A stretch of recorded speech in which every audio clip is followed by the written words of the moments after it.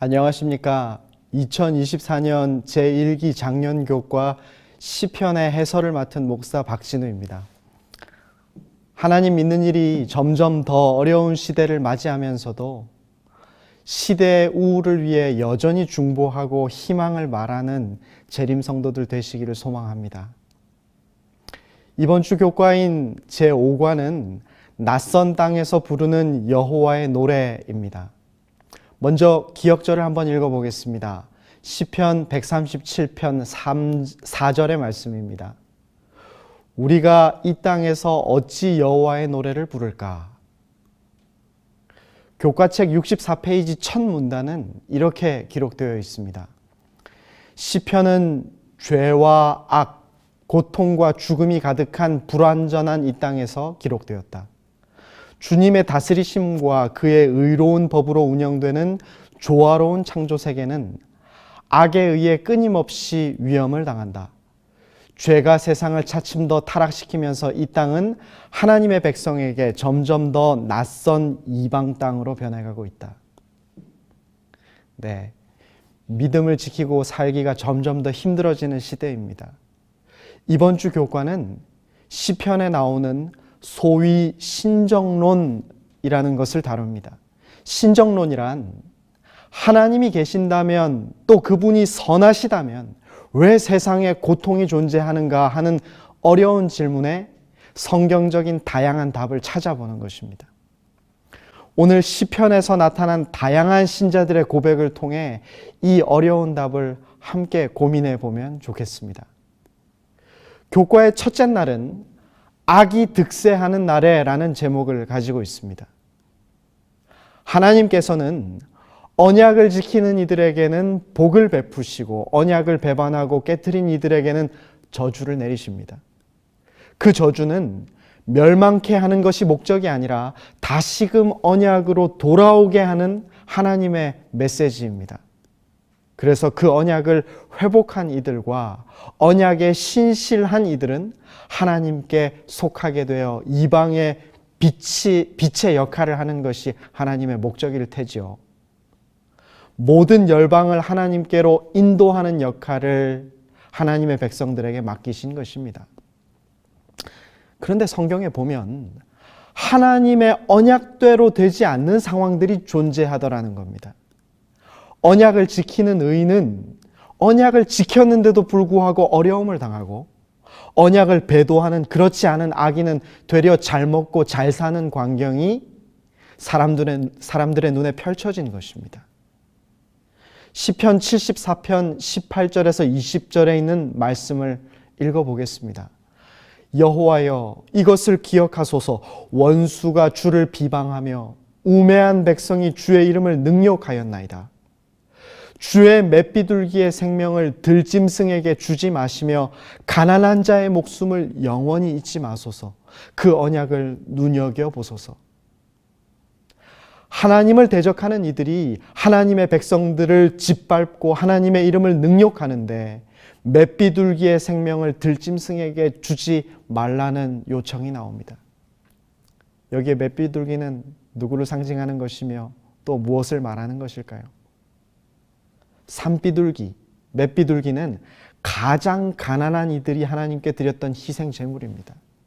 소나 양이나 염소나 비둘기마저 제물로 바칠 수 없는 가난한 이들에게는 산에 날아다니는 눈먼 맷비둘기가 그물에 잡혀서 저들의 손에 들어왔을 때 하나님께 드릴 수 있는 번제물이 되었습니다. 또 이 맷비둘기는 다른 육식 조류의 공격을 막아낼 수 없는 가장 작고 연약한 새였기 때문에 이스라엘 백성을 상징하는 데 이만한 동물이 없는 것이죠. 그리고 그런 맷비둘기를 잡아먹으려 드는 들짐승은 바벨론을 나타내고 있습니다.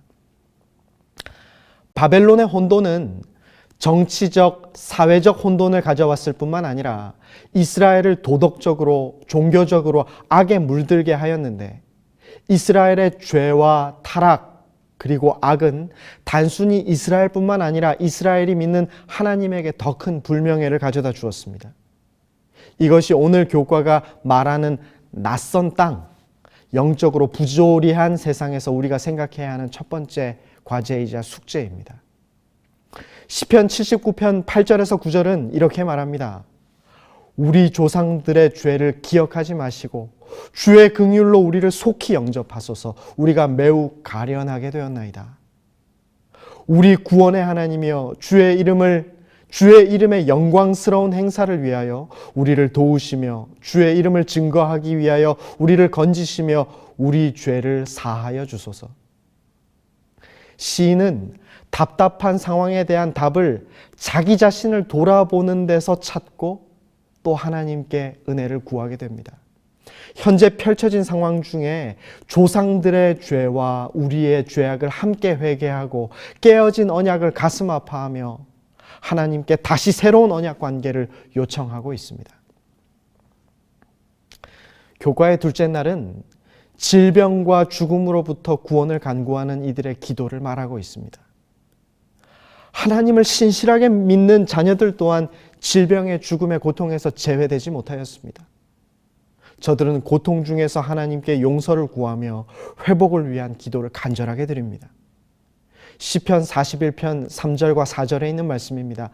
여호와께서 그를 병상에서 붙드시고 그가 누워 있을 때마다 그의 병을 고쳐 주시나이다. 내가 말하기를 여호와여 내게 은혜를 베푸소서. 내가 주께 범죄하였사오니 나를 고치소서 하였나이다. 여기 나타난 시편의 기자는 매우 아픈 사람입니다.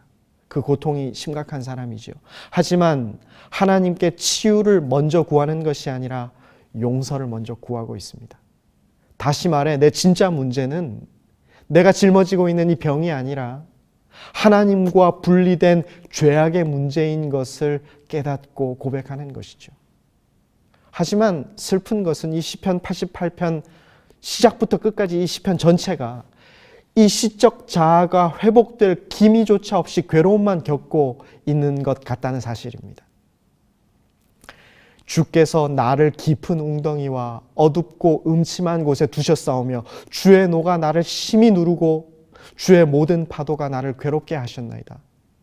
주께서 내가 아는 자를 내게서 멀리 떠나게 하시고 나를 그들에게 가증한 것이 되게 하셨사오니 나는 갇혀서 나갈 수 없게 되었나이다. 시편 88편 6절에서 8절에 있는 말씀입니다. 시적 화자의 어려움이 느껴지시지요.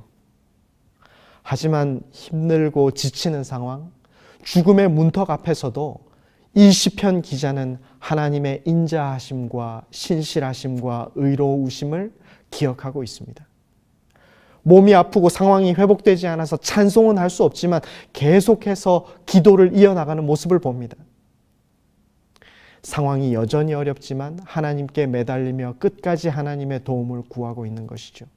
이러한 고통과 아픔을 마주한 친구 앞에서 우리는 입을 닫습니다. 누군가 그런 일을 겪었을 때 우리는 쉽게 무엇인가 말할 수 없어요. 어떠한 말도 쉽게 그에게 위로가 되지 않기 때문입니다. 그저 함께 아파하는 일, 함께 기도하는 일밖에 할 수 없는 것이죠. 다만 우리를 대신하여 고통당하신 예수 그리스도께서 계시다는 것을 우리는 기억해 볼 수 있습니다. 인생의 어둠의 터널을 통과하며 아직 빛을 찾지 못한 모든 이에게 예수님의 위로와 예수님의 공감하시는 아픔이 느껴지게 되기를 바랍니다. 교과의 셋째 날은 시편 42편 1절에서 3절의 말씀을 통해 하나님의 종들이 겪는 더 큰 괴로움을 말하고 있습니다. 하나님이여 사슴이 시냇물을 찾기에 갈급함같이 내 영혼이 주를 찾기에 갈급하나이다. 내 영혼이 하나님 곧 살아계시는 하나님을 갈망하나니 내가 어느 때에 나아가서 하나님의 얼굴을 배울까? 사람들이 종일 내게 하는 말이 네 하나님이 어디 있느냐 하오니 내 눈물이 주야로 내 음식이 되었도다.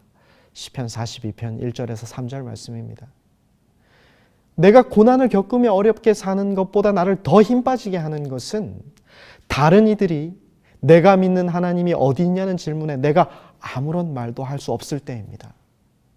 조롱하는 말도 아픈 말이지만 내가 하는 고민도 저들이 하는 질문과 다르지 않기 때문에 나는 여전히 괴로운 것이죠.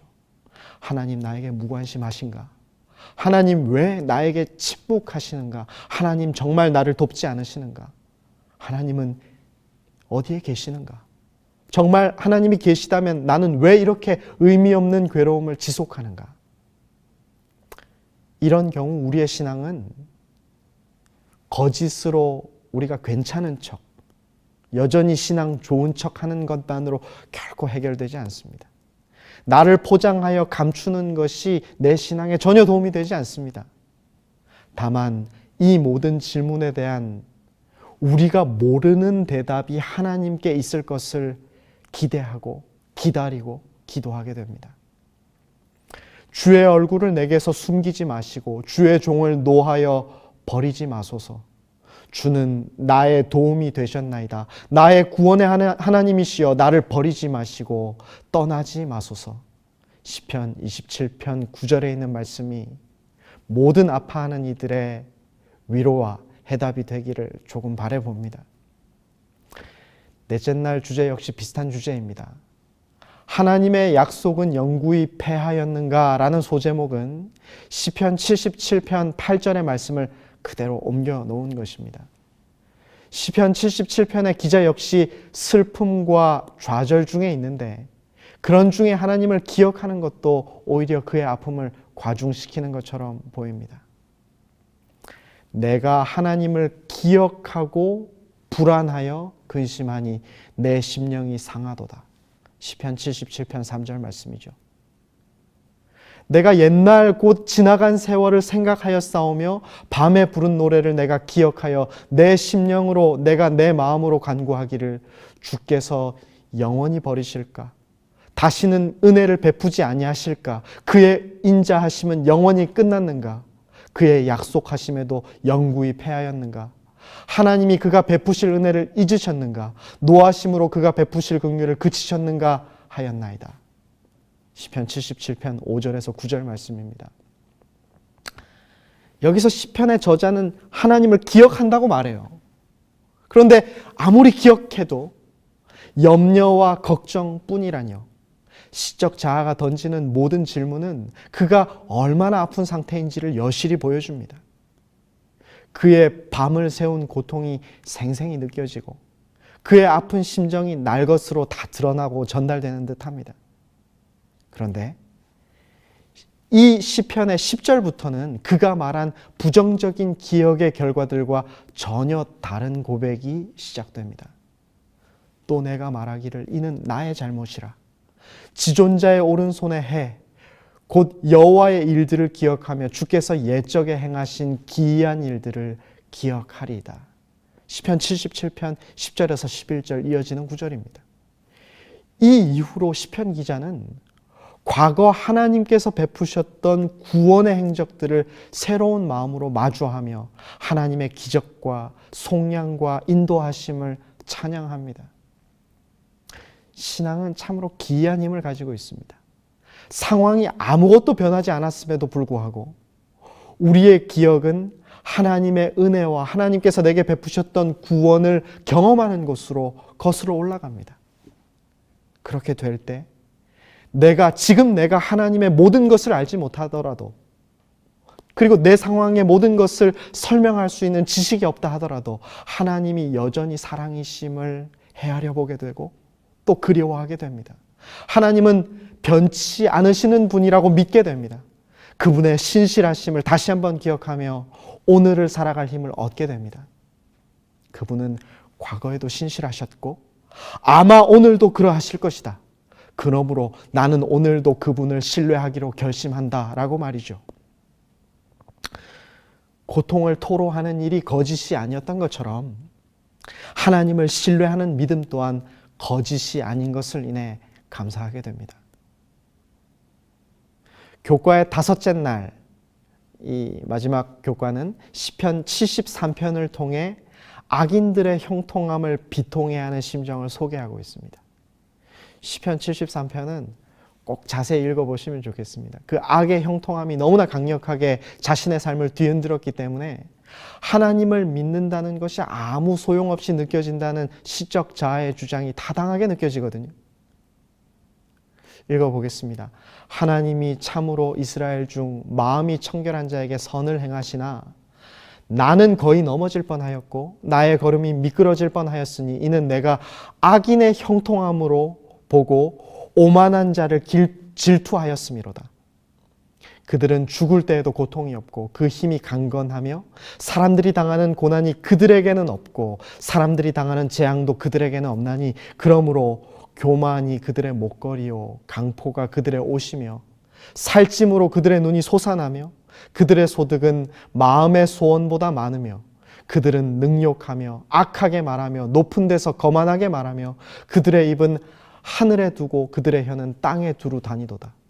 그러므로 그의 백성이 이리로 돌아와서 잔이 가득한 물을 다 마시며 말하기를 하나님이 어찌하랴 지존자에게 지식이 있으랴 하는도다. 시편 73편 1절에서 11절 다소 긴 말씀입니다. 하나님을 믿는 사람이 뭘 모르는 게 아니라 너희들이 믿는 그 하나님이 세상을 잘 모르는 것 아니냐, 하나님은 세상과 너무 동떨어져서 세상에 관심 없는 것 아니냐라고 묻는 것입니다. 어떤가요? 이 정도면 믿음 없이 사는 것이 더 지혜로운 일처럼 보이지 않습니까? 내가 내 마음을 깨끗하게 하며 내 손을 씻어 무죄하다 한 것이 실로 헛되도다. 나는 종일 재난을 당하며 아침마다 징벌을 받았도다. 13절 14절 말씀입니다. 시인은 저들을 볼 때마다 스트레스 받는 거예요. 저들을 생각할 때마다, 마주칠 때마다 고통을 당하는 것입니다. 내가 어쩌면 이를 알까 하여 생각한즉 그것이 내게 심한 고통이 되었더니, 생각하면 할수록 고통이 심해졌지만 하나님의 성소에 들어갈 때에야 그들의 종말을 내가 깨달았나이다. 16절 17절 이어지는 말씀입니다. 여기에 하나님의 성소에 들어갈 때 깨달았다라는 말이 나오는데, 성소는 하나님의 통치하시는 보좌의 자리이자 말씀하시는 장소이며 하나님을 만나는 만남의 장소입니다. 떨리는 몸과 마음을 추스르는 안식의 장소이자 나의 허물을 되돌아보게 하시는 속죄의 장소입니다.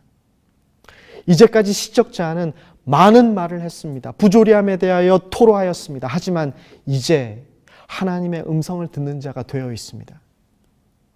재림교회 주석은 이 부분을 이렇게 기록하고 있습니다. 시인의 의문들이 성소의 고요함 속에 녹아들었다.